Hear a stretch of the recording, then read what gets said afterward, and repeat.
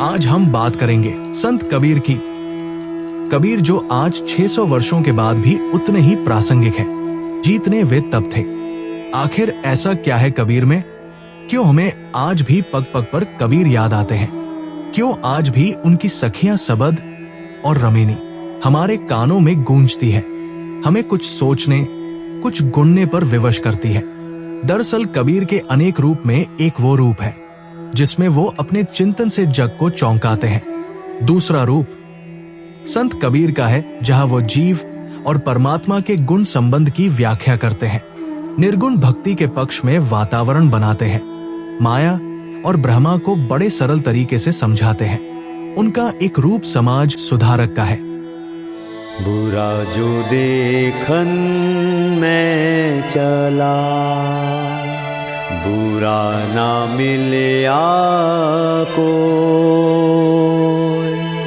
जब दिल खोजा अपना, मुझ सा बुरा ना को। जहां वो समाज को रूढ़ियों से निकालने की कोशिश करते दिखते हैं। एक रूप व्यंग्यकार का है, उस व्यंग्यकार का जो सामाजिक कुरीतियों और अंधविश्वासों पर तीखा प्रहार करता है। एक रूप कबीर का मानवतावादी रूप है। उनका वो व्यक्तित्व अपनी सादगी, अपनी निडरता, अपनी निर्लोभता को लेकर एक आकर्षण जगाता है, मनुष्य मात्र को प्रेरणा देता है। पोती पढ़ पढ़ जगमुआ पंडित भयानक होए, ढाई आखर प्रेम का पढ़े सो पंडित होए। कबीर अपनी साथियों में जीवन के रहस्यों को सुलझाने का प्रयास करते हैं, तो हिंदी साहित्य के इतिहासकार उनके जन्म की गुत्थी सुलझाने कबीर के जन्म के बारे में बहुत से हैं। कहा जाता है कि कबीर का जन्म 1455 में काशी में हुआ था। उन्हें एक विधवा ब्राह्मणी ने जन्म दिया था। लोकलाज के डर से वो उन्हें लहर तारा तालाब पर छोड़ गई। कबीर का बचपन बड़े कष्टों में बीता। घर में बहुत गरीबी थी। नीरू और नीमा चाहते थे कि उनका बेटा ठीक से कपड़ा बुनने का काम सीखे, पर कबीर इस सब के लिए बने ही कहा थे। उम्र में ही सांसारिकता से विमुख होने लगे थे।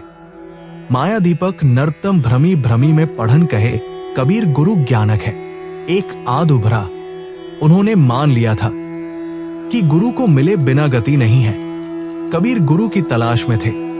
कुछ विद्वान उन्हें शेख तकी का शिष्य बताते हैं, तो कुछ कहते हैं कि वो गुरु रामानंद के शिष्य थे।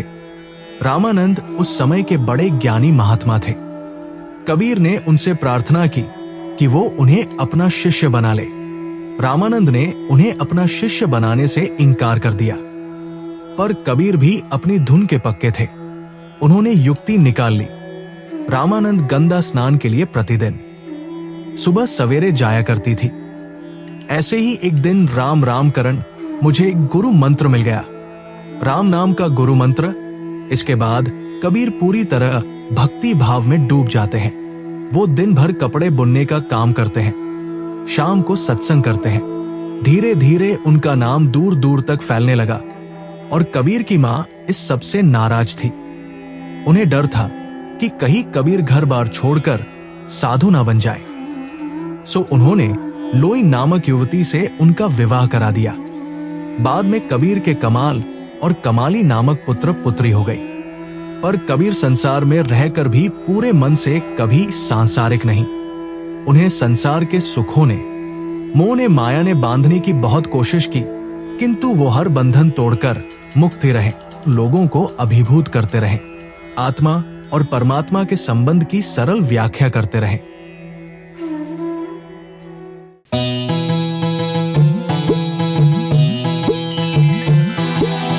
बड़ा हुआ तो क्या हुआ, जैसे पेड़ खजूर, पंथी को छाया नहीं, फल लागे अति दूर।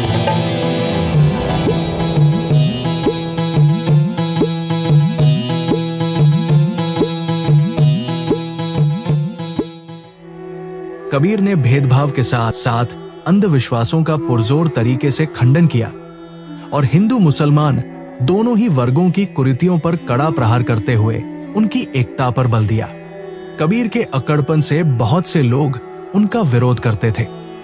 तत्कालीन मुगल शासक सिकंदर लोदी ने उन पर हमले करवाए और उनका बाल भी बांका नहीं हुआ। वो अपने कर्तव्य पथ पर आगे बढ़ते रहे। इस राह में उन्हें गुरु रैदास, पीपा, धन्ना जैसे अनेक संतों का साथ मिला। कबीर बहुत बड़े समाज सुधारक थे। उनके दोहों और वाणियों में उनकी विचारधारा व्यापक रूप से फैलने लगी और उनके शिष्यों की संख्या दिन प्रतिदिन बढ़ती गई।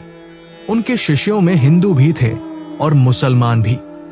उन्होंने अपने शिष्यों को निर्गुण ब्रह्मा की उपासना का मार्ग दिखाया। उन्हीं की विचारधारा को आधार बनाकर उनके शिष्यों ने कबीर पंथ और अनेक मठों की स्थापना की। इनमें वाराणसी के कबीर चौरा का कबीर मठ प्रमुख है। भारत के अतिरिक्त विदेशों में भी कबीर के अनुयायी मिल जाते हैं।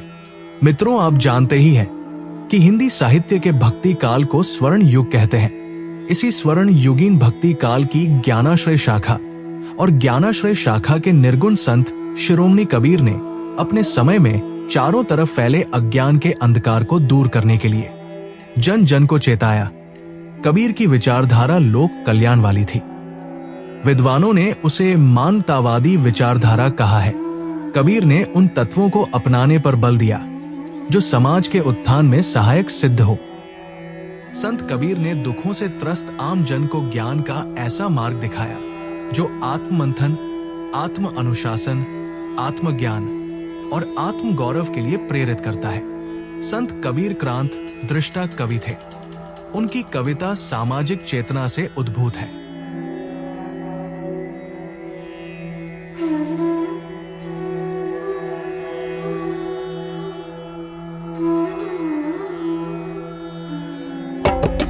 मन लाग्यो मेरो यार फकीरी में, मन लाग्यो मेरो यार फकीरी में।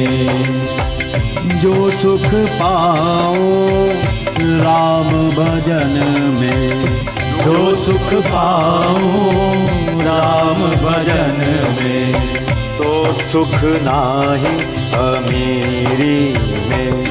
मन लाग्यो मेरो यार फकीरी में, मन लाग्यो मेरो यार फकीरी में। साहेब मिले सबूरी में, साहेब मिले सबूरी में।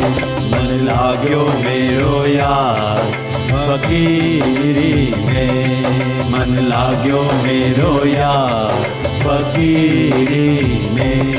मन लाग्यो मेरो यार फकीरी में, साहिब मिले सबूरी में। मन लाग्यो मेरो यार फकीरी में, मन लाग्यो मेरो यार फकीरी में।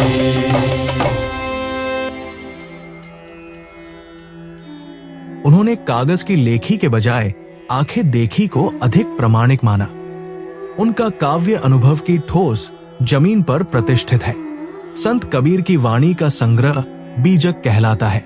बीजक में संकलित रचनाओं को विभिन्न विद्वानों ने अलग अलग शीर्षकों से संपादित भी किया है, जैसे कबीर ग्रंथावली, कबीर, वाणी कबीर, साखी संग्रह आदि। बीजक के 3 भाग हैं, साथी, सबद और रमय। संस्कृत शब्द साक्षी को साखी कहा गया है। जिन विषयों को संतों ने अपने जीवन में समझकर प्रमाणित कर लिया है वो ही साखी है। संत कबीर की ये रचनाएं प्रायः दोहा छंद में है। इन साखियों में जीवन के व्यावहारिक पक्षों, नैतिक मूल्यों आदि को साक्षी रूप में दिया गया है। अबद या पद गे ये होता है। इसमें आत्मज्ञान और भक्ति भावना रहती है। एक पंक्ति टेकी होती है जिसे दोहराया जाता है। मुनीमत से 88 कहे कबीर हम ब्याही चले हैं। रमैनी की रचना निर्गुण ब्रह्मों की स्तुति करते हैं, उपदेश देते हैं अथवा लोकोपकार की भावना से की गई है। कबीर बीजक में लगभग 84 रमैनियां हैं, जो प्रायः ब्रज भाषा में लिखी गई है। संत कबीर ने गंभीर से गंभीर विषय के प्रति आमजन का ध्यान आकृष्ट कर उन्हें जागरूक किया। गुणतम रहस्यों का उद्घाटन करने के लिए कबीर ने उलट बासी शैली का प्रयोग किया। इसका गूढ़ अर्थ यह है कि सिन्ह रूपी ज्ञानी जीव आत्मा ने गायों रूपी इंद्रियों को अनासक्त भाव से विषयों में प्रवृत्त कर दिया है। पहले ज्ञान रूपी पुत्र का जन्म हुआ है और बाद में भक्ति रूपी माता का शब्द उपदेश रूपी गुरु जीव रूपी शिष्य के पांव पकड़ रहा है। कुंडलिनी रूपी मछली ने सुषमा रूपी वृक्ष को शून्य शिखर पर पहुंचकर ज्ञान और आनंद के पुत्र को जन्म दिया है। मुर्गा रूपी ज्ञानी जीव माया रूपी बिल्ली को खा गया है। संत कबीर लौकिक भाषा के बजाय प्रतीकों का सहारा लेते हैं। सामान्य जन को ये सब रहस्य लगता है। कबीर का रहस्यवाद अंतर्मुखी तथा साधनात्मक है, जो योग से प्राप्त होता है। कबीर वाणी में हठ योग का प्रभाव अधिक है। कोई ज्ञानी है, उसके मर्म को पहचान सकता है। साईं अपने चेले को दुर्लभ वस्तुएं लाने के लिए भेजते हैं। पोषक तत्व पानी से सात्विक वृत्ति रूपी आटा संत साधना की अग्नि से भली भांति पक जाएगा, अर्थात जीवात्मा परमात्मा हो जाएगी। संत कबीर का भाषा कौशल गजब का है। कोई इसे खिचड़ी भाषा कहता है, तो कोई कबीर ने अपनी भाषा के माध्यम से जो कुछ भी जैसे भी कहना चाहा है, बड़ी सरलता से कह डाला है। उनकी भाषा में रवानगी है, इसीलिए उन्हें वाणी का डिक्टेटर कहा गया है। संत कबीर की विचारधारा आज के तनाव भरे जीवन में हमें शांति और सुख का मार्ग दिखाती है। इसकी प्रासंगिकता हमारे जीवन में आज भी बनी हुई है। कबीर की काव्य यात्रा के दो पहलू हैं। एक ओर तो शारीरिक शुद्धि से चित्त शुद्धि तक की कबीर की ये यात्रा आत्मानुशासन की पोषक है। ये संसार नश्वर है। जीवन से मुक्ति पाने के लिए कबीर ने ज्ञान का मार्ग दिखाया। सद्गुरु की महिमा का बखान संत कबीर ने बारंबार किया है। उन्होंने गुरु को परमात्मा से भी बड़ा माना है, क्योंकि सद्गुरु ही परमात्मा तक पहुंचने का मार्ग बताते हैं। कबीर सहज साधना के पक्षधर हैं। इसके लिए मन को साधना में लगाए रखना जरूरी है। उन्होंने मन को स्थिर रखने के लिए समाधि को महत्व दिया है। कबीर की बानी में ना बिंदु अवधू कुंडली, षट, चक्र भेदन, एड़ा, पिंगला, सुषमना, सुरती, निर्ति समाधि आदि शब्दों का बारंबार प्रयोग मिलता है। कबीर का साहित्य एकता और सांप्रदायिक सद्भाव का संदेश देता है। कबीर ने एकेश्वरवाद को अपनाने पर बल दिया। उन्होंने निर्गुण ब्रह्मा की उपासना का सरल मार्ग भी दिखाया। आत्म अनुशासन ही व्यक्ति को दुखों से बचा सकता है। आत्म अनुशासन ही सबके प्रति समान भाव जगा सकता है, ऐसा कबीर का मत था। कबीर की रचनाएं व्यंग्य से ओतप्रोत है। उनका व्यंग्य सरल और सहज नहीं है, उसमें बहुत ही तीखापन है। उन्हें वैचारिक आजादी पसंद थी। उन्होंने जीवन में सादगी और सहज भाव पर जोर दिया। कभी कबीर का मन बहुत ही व्यथित हो जाता और उन्हें लगता कि इस संसार में कुछ भी स्थायी नहीं है। तब ये लोभ और लालच क्यों है, ईर्ष्या और द्वेष क्यों है? कबीर का मत है कि जहां सत्य है वही परम तत्व है। कबीर का मानना है कि सत्य की डगर बहुत कठिन है। इस संसार में माया पर विजय पाना बहुत कठिन है। यहाँ तो सब कुछ क्षण है। यही सब सोचकर उनके मन में विरक्ति की भावना उत्पन्न हो जाती है। जीवन के अंतिम समय में कबीर मगहर चले गए और वही संवत 1575 में वे परम ब्रह्मा में विलीन हो गए। मित्रों, हिंदी के भागीरथ साहित्यकार संत कबीर विषयक ये संक्षिप्त जानकारी आपके लिए उपयोगी रही होगी। इसी आशा और विश्वास के साथ आप सभी का हार्दिक आभार।